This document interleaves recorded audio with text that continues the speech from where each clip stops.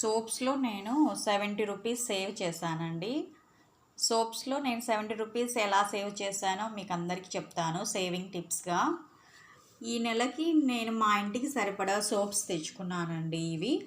ఇవి క్లియర్గా ఇందులో మీకు 70 రూపీస్ ఎలా మిగిలిందో చెప్తాను.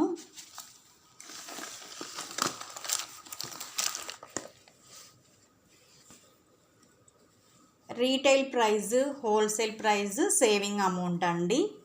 ఇవి వచ్చేసి 8 సోప్స్. 8 సోప్స్ యొక్క రీటైల్ ప్రైస్ వచ్చేసి 360 రూపీస్ ఉందండి. ఇక్కడ 360 రూపీస్ అండి. ఇవి రీటైల్గా కొంటే 360 రూపీస్. మనము lower class, upper middle class అయినా, just below lower middle class అయినా ఏం చేస్తాం, సహజంగా ఇన్ని సోప్స్ మనకెందుకు పడతాయి. ప్రస్తుతానికి మనము ఒక రీటైల్ షాప్లో, మన దగ్గరలో ఉన్న రీటైల్ షాప్లో ఒక సోప్ కొంటే సరిపోతుంది, మనకు పని జరుగుతుంది కదా. ప్రస్తుతానికి ఈ బండిల్ మొత్తం ఇంత అమౌంట్ పెట్టి కొనడం ఎందుకని ఆలోచిస్తాము. కానీ ఇవి సోప్స్ అనేవి ఇయర్ వైజ్ ఉన్నా చెడిపోవండి. మనం ఇయర్లీ బడ్జెట్ వేసుకోవాలి, మంత్లీ బడ్జెట్ కాకోకుండా. ఈచ్ సోప్ వచ్చేసి మనకి 40 రూపీస్ పడుతూ ఉందనండి. మనకి అప్పుడు 360 రూపీస్ పడుతూ ఉంది 8 సోప్స్. మనం ఏం చేస్తున్నాము, నేనైతే బండిల్గా తీసుకున్నాను. ఇలా బండిల్గా తీసుకోవడం వల్ల నాకు వచ్చేసి 320 రూపీస్ పడింది హోల్సేల్గా. అప్పుడు నాకు 40 రూపీస్ మిగిలింది. ఇలా హోల్సేల్గా లేకోకుండా మనం రీటైల్ షాప్కి వెళ్ళి ఒక్క సోపే తీసుకున్నామంటే ప్రస్తుతానికి పని జరుగుతుంది అనేసి మనకి అమౌంట్ ఎక్కువ పడుతుంది. ఈ 40 రూపీస్ అనేది మనకు సేవ్ కాదనమాట. నెక్స్ట్ ఇవి కూడా మెడిమిక్స్ కూడా తీసుకున్నాను. ఈ మెడిమిక్స్ వచ్చేసి ఈచ్ 49 ఉందండి వీటి మీద. ఇవి వచ్చేసి నాకు 46 రూపీస్ అట్లా పడ్డాయి. నాకైతే 16 రూపీస్ సేవ్ అయింది.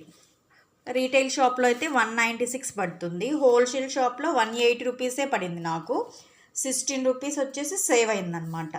ఇవి మామూలుగా బట్టల సోప్స్ కూడా కొంటాం కదా మనము, ఓన్లీ నార్మల్ సోప్స్తో పాటు ఇవి 6 సోప్ కొన్నాను. ఇవి వచ్చేసి మామూలుగా రీటైల్ షాప్లో ఈచ్ 10 రూపీస్ అమ్ముతారు.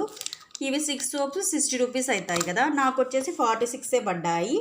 అప్పుడు నాకు 14 రూపీస్ సేవ్ అయింది. మొత్తం వచ్చేసి 70 రూపీస్ సేవ్ అయిందండి ఈ సోప్స్ మీద. నేను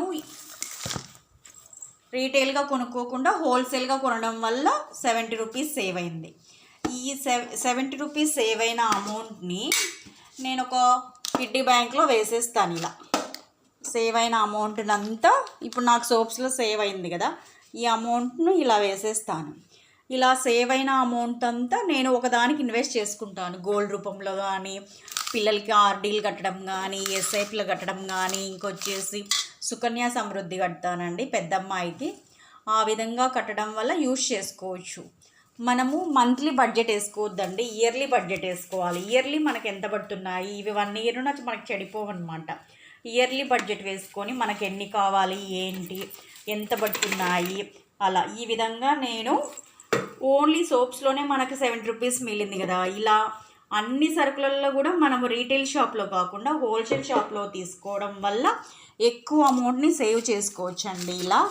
ఇలా నేను సేవ్ చేసుకున్న అమౌంట్లంతా నేను గోల్డ్ రూపంలో అలా ఇన్వెస్ట్ చేసుకుంటాను మ్యాక్సిమము. మీరు కూడా ఇలా రీటైల్ షాప్ కాకుండా హోల్సేల్ షాప్లో కొనుక్కొని మనీని సేవ్ చేసుకోండి.